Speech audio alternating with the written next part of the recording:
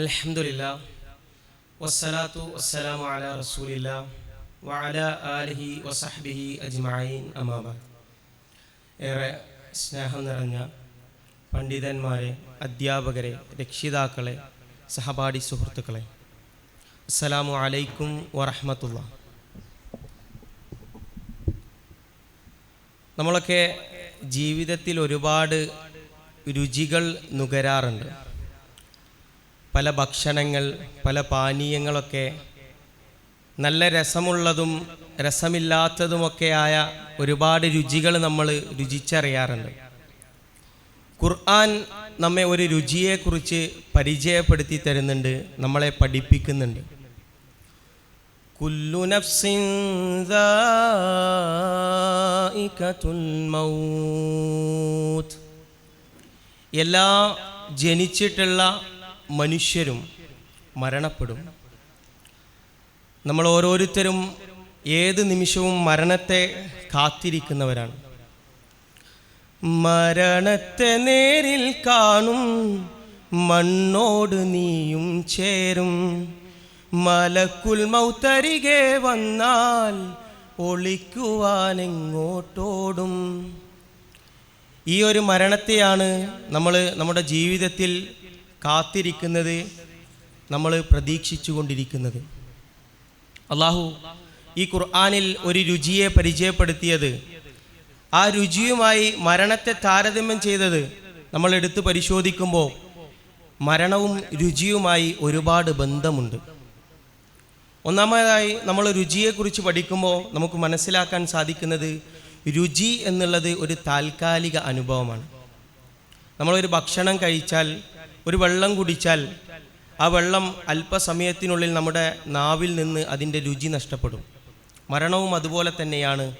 സ്ഥിരമായി നിൽക്കുന്ന ഒരു സംഗതിയല്ല, മറ്റൊരു ജീവിതത്തിൻ്റെ തുടക്കമാണ് നമ്മുടെ ഓരോരുത്തരുടെയും മരണം. മറ്റൊന്ന്, നമ്മൾ രുചിയെക്കുറിച്ച് പഠിക്കുമ്പോൾ നമുക്ക് മനസ്സിലാകുന്നത്, രുചി എന്നുള്ളത് ഒഴിവാക്കാൻ കഴിയാത്ത ഒരു സംഗതിയാണ്. നമ്മളോട് ഒരാൾ പറയുകയാണ്, നിങ്ങളിതൊന്ന് കാണൂ, ഇതൊന്ന് നോക്കൂ എന്ന് പറയുകയാണെങ്കിൽ നമുക്ക് വേണമെങ്കിൽ അവിടേക്ക് നോക്കാതിരിക്കാം, നമ്മുടെ കണ്ണുകൾ അടയ്ക്കാം. ഒരാൾ പറയുകയാണ്, നിങ്ങളിതൊന്ന് കേൾക്കൂ, നമ്മുടെ കാതുകൾ പൊത്തിപ്പിടിച്ച് നമുക്കത് കേൾക്കാതിരിക്കാം. ഒരാൾ നമ്മുടെ നാവിലൊരു ഭക്ഷ്യപദാർത്ഥം വെച്ച് തന്നിട്ട് പറയുകയാണ്, നിങ്ങളിതൊന്ന് രുചിക്കൂ, നമുക്കത് രുചിക്കാതിരിക്കാൻ സാധിക്കില്ല. അതിൻ്റെ ഒരല്പമെങ്കിലും നമുക്ക് രുചിക്കേണ്ടി വരും. അതുകൊണ്ട് തന്നെയാണ് ഖുർആൻ പറഞ്ഞത്, മരണം എല്ലാവരും രുചിച്ചറിയും. ഇന്നലെ എൻ്റെ നാട്ടിലൊരാൾ മരണപ്പെട്ടു. രാവിലെ സുബഹിക്ക് പള്ളിയിലേക്ക് വന്ന നമ്മുടെ സംഘടനയിലൊക്കെ സജീവമായി പ്രവർത്തിക്കുന്ന ഒരു മനുഷ്യൻ, ഒരു ചെറുപ്പക്കാരൻ എന്ന് തന്നെ പറയാം. 49 വയസ്സായിട്ടുള്ളൂ അദ്ദേഹത്തിന്. പെട്ടെന്ന് അദ്ദേഹം സുബഹി നമസ്കാരമൊക്കെ കഴിഞ്ഞ് വീട്ടിൽ പോയി വിശ്രമിച്ചതിന് ശേഷം ഒരു അറ്റാക്ക് വരികയാണ്, മരണപ്പെടുകയാണ്. അത്രയും പെട്ടെന്നാണ് നമ്മുടെ മരണം സംഭവിക്കുന്നത്. നമ്മുടെ മരണത്തെ രുചിച്ചറിയുമ്പോൾ നമുക്ക് നല്ല മധുരമുള്ള രുചിയും കഴുപ്പുള്ള രുചിയും നമുക്ക് കാണാൻ സാധിക്കും. നമ്മൾ ചെയ്ത പ്രവർത്തനങ്ങൾക്കനുസരിച്ചാണ് നമ്മുടെ മരണം മധുരമുള്ളതായി തീരുന്നത്. നമ്മൾ ചെയ്തിട്ടുള്ള മോശം പ്രവർത്തനങ്ങൾക്കനുസരിച്ചാണ് നമ്മുടെ മരണം കയ്പുള്ളതായി തീരുന്നത്. ഞാനും നിങ്ങളും ഏത് രീതിയിലാണ് മരണത്തെ കാണുന്നത്, മരണത്തെ കണ്ടുമുട്ടുന്നത് എന്നുള്ളത് നമ്മൾ ഓരോരുത്തരും വിലയിരുത്തേണ്ടതുണ്ട്.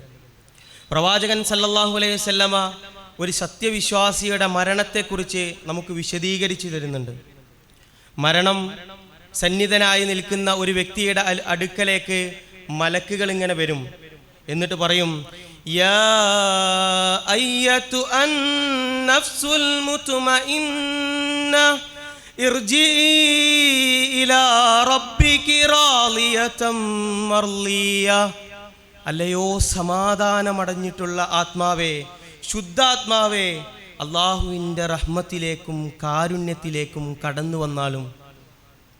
അന്നേരം ഒരു കൂജയിൽ നിന്ന് വെള്ളമൊഴിക്കുന്നത് പോലെ ആ ആത്മാവ് മലക്കിൻ്റെ കരങ്ങളിലേക്ക് ഇങ്ങനെ ഒഴുകി വരുന്ന, അത്രയും എളുപ്പത്തിൽ ആ ആത്മാവ് ആ മലക്കിൻ്റെ കരങ്ങളിലേക്ക് ഒഴുകി വരുന്ന മലക്കുകൾ അദ്ദേഹത്തെ സ്വർഗത്തിൻ്റെ വിരിപ്പിലേക്ക് മാറ്റി ആകാശത്തേക്ക് കൊണ്ടുപോകും. എന്നിട്ട് ഒന്നാം ആകാശത്തെത്തുന്ന സമയത്ത് അവിടെയുള്ള കാവൽക്കാരായിട്ടുള്ള മലക്കുകൾ ചോദിക്കും, ഇതേതാണ് ഈ മനുഷ്യൻ? അവരിദ്ദേഹത്തിൻ്റെ ഏറ്റവും ഭംഗിയാർന്നിട്ടുള്ള പേരുകൾ വിളിച്ചുകൊണ്ട് ഈ ആത്മാവിനെ പരിചയപ്പെടുത്തും. അള്ളാഹു ആ ആത്മാവിനെ വിശേഷിപ്പിക്കും, ഇവൻ സിദ്ദീഖാണ്, ഇവൻ സിദ്ദീഖാണ്, ഇവൻ്റെ പേര് എല്ലീനിൽ രേഖപ്പെടുത്തണം. എന്നിട്ട് ഈ ആത്മാവിനെ ഭൂമിയിലേക്ക് തിരിച്ചയക്കും.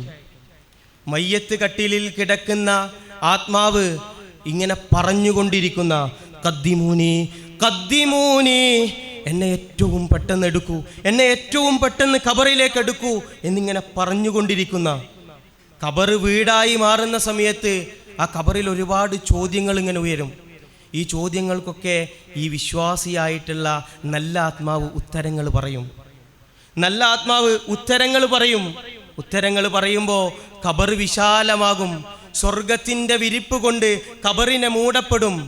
ആ വിശ്വാസിയുടെ ഖബർ സ്വർഗമായി തീരും. എന്ത് മനോഹരമായിട്ടാണ് അല്ലാഹു സുബ്ഹാനഹു വ തആല പ്രവാചകൻ സല്ലല്ലാഹു അലൈഹി വസല്ലമയിലൂടെ ഒരു മരണത്തെ നമുക്ക് വിശദീകരിച്ച് തന്നിട്ടുള്ളത്. ഇതാണ് ഒരു വിശ്വാസിയുടെ മരണം. ഇതേപോലെ ഒരു അവിശ്വാസിയുടെ, അള്ളാഹുവിൻ്റെ നിയമങ്ങളെ ലംഘിച്ചിട്ടുള്ള ആളുടെ മരണത്തെക്കുറിച്ച് പ്രവാചകൻ സല്ലല്ലാഹു അലൈഹി വസല്ലമ നമുക്ക് വിശദീകരിച്ച് തരുന്നുണ്ട്.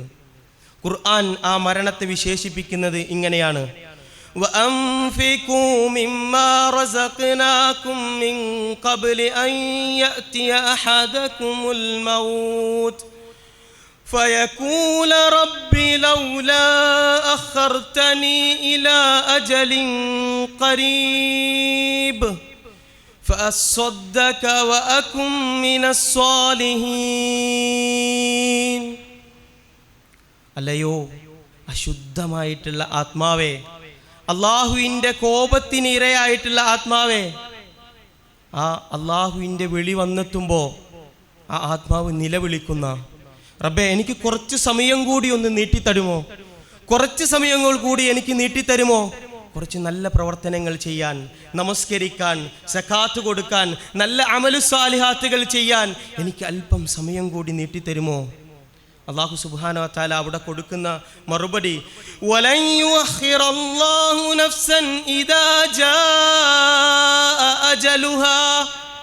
ഒരു സെക്കൻഡ് സമയം പോലും അല്ലാഹു സുബ്ഹാനഹു വ തആല നമുക്ക് നീട്ടിത്തരില്ല എന്ന്.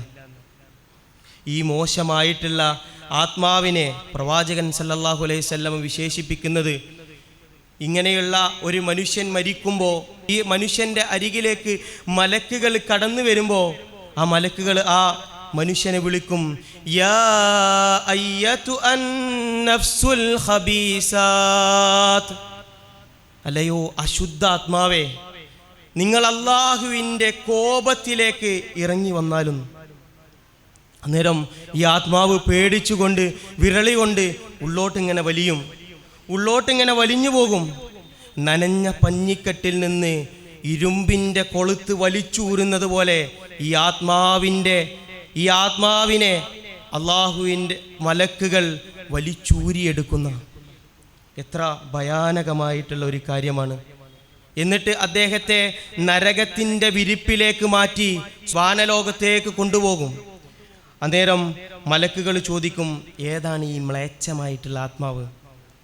അല്ലാഹു സുബ്ഹാനഹു വ തആല പറയും, ഇവൻ കദ്ദാബാണ്, ഇവൻ്റെ പേര് സിജ്ജീനിൽ ഉൾപ്പെടുത്തണം.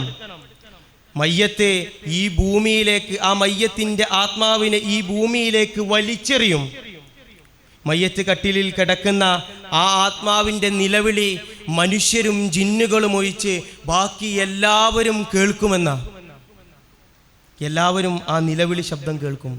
ഖബർ വീടായി മാറുമ്പോൾ, ചോദ്യങ്ങൾ ഉയരുമ്പോൾ ആ ചോദ്യങ്ങൾക്ക് ഉത്തരം പറയാൻ കഴിയാതെ ആ ആത്മാവ് വിരളി കൊണ്ട് പേടിച്ചു വിറയ്ക്കും.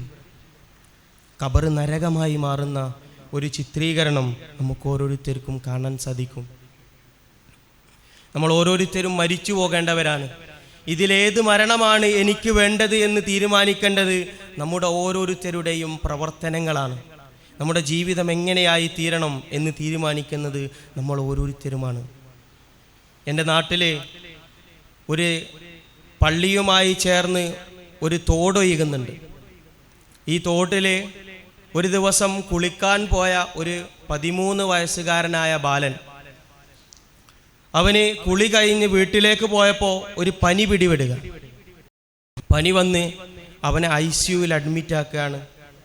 അതിനുശേഷം 2 ദിവസങ്ങൾക്ക് ശേഷം ഞങ്ങൾ അറിയുന്നത് ആ വിദ്യാർത്ഥി മരിച്ചു എന്നുള്ളത്.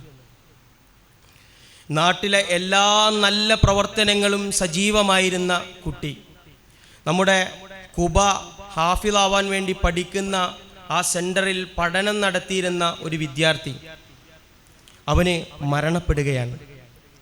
എല്ലാവരും മരണപ്പെടും എന്നുള്ളത് നമുക്ക് ഓരോരുത്തർക്കും അറിയാം. എന്നാൽ എന്നെ അത്ഭുതപ്പെടുത്തിയ വിഷയം എന്തെന്നാൽ, ഞങ്ങളുടെ നാട്ടിലെ ആ പള്ളി 3 നിലയുള്ള കെട്ടിടമാണ്. ഈ 3 നിലയിലും ആളുകൾ നിന്നുകൊണ്ട് നമസ്കരിച്ച് ആളുകൾ തികയാതെ വന്നപ്പോൾ റോട്ടിലും നിറഞ്ഞു നിന്നുകൊണ്ട് ആ ബാലൻ്റെ മയ്യത്ത് നമസ്കരിക്കുകയാണ്. ഞാനും നിങ്ങളൊക്കെ ആലോചിക്കുക, നമ്മളുടെ മയ്യത്ത് നമസ്കരിക്കാൻ ഇങ്ങനെ പള്ളിയിൽ എത്ര ആളുകളുണ്ടാകും? ഞാൻ അവസാനിപ്പിക്കുകയാണ്. അവസാനമായി ഒരു പാട്ടുകൂടി, മരണവുമായി ബന്ധപ്പെട്ട ഒരു പാട്ടുകൂടി നിങ്ങളുമായി ഞാൻ പങ്കുവെക്കുകയാണ്. നടക്കുമ്പോൾ ഓർക്കില്ല കിടക്കുമെന്ന്, നാവിട്ടലക്കുമ്പോൾ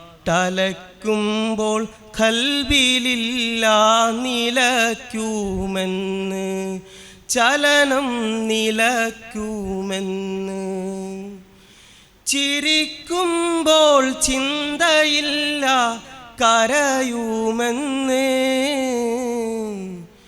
നമ്മൾ കരയിപ്പിച്ചവസാനം മടങ്ങുമെന്ന്.